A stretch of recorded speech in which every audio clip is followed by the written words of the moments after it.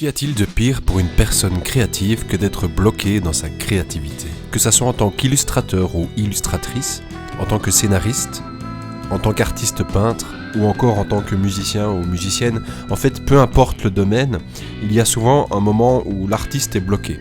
C'est ce qu'on appelle l'angoisse de la page blanche.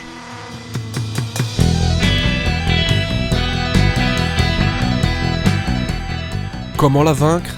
Quelle solution ? Selon moi, ça commence avec la pression de bien faire. Que ça soit la pression qu'on se met à soi-même ou celle imposée par l'extérieur, ça peut complètement paralyser. Une solution, je pense, est de s'autoriser à faire des erreurs. Dans le dessin, c'est parfois les erreurs qui amènent à l'idée originale. Et puis il existe cette super invention nommée la gomme. Ensuite, le manque de confiance en soi intervient aussi dans ce blocage, selon moi. C'est fortement lié à l'ego.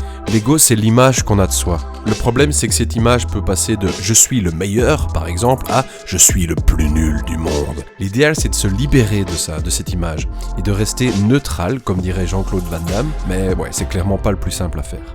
En fait, l'angoisse en tant qu'émotion est déjà paralysante en soi. Pas besoin d'une page blanche pour angoisser. Une première étape serait de se libérer de cette émotion qui nous submerge. Mais comment faire ? Mon moyen à moi, c'est la méditation.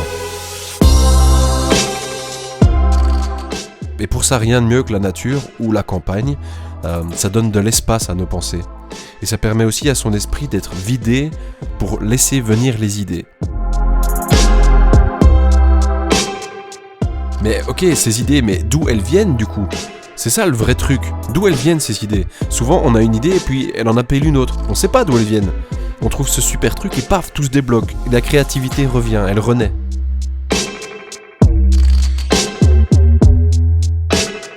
Mais parfois on a trop d'idées. Alors il faut se résoudre à en choisir une et abandonner les autres.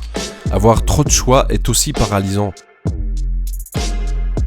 Poser un choix, focus en un point. Essayez de ne pas se disperser.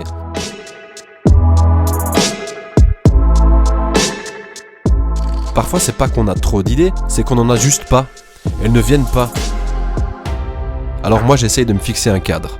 Je dis bien j'essaye, car à mes yeux, c'est le plus difficile. L'idée, c'est de baliser sa recherche, de créer un cadre d'où ces idées pourraient émerger.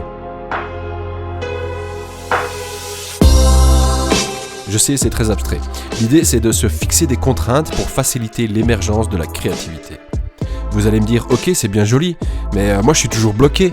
Quand on est bloqué, mec. Alors mon dernier conseil serait d'utiliser cette frustration, cette énergie pour jeter quelque chose sur cette satanée feuille blanche et récupérer le feu sacré qui anime tant les créateurs et les créatrices.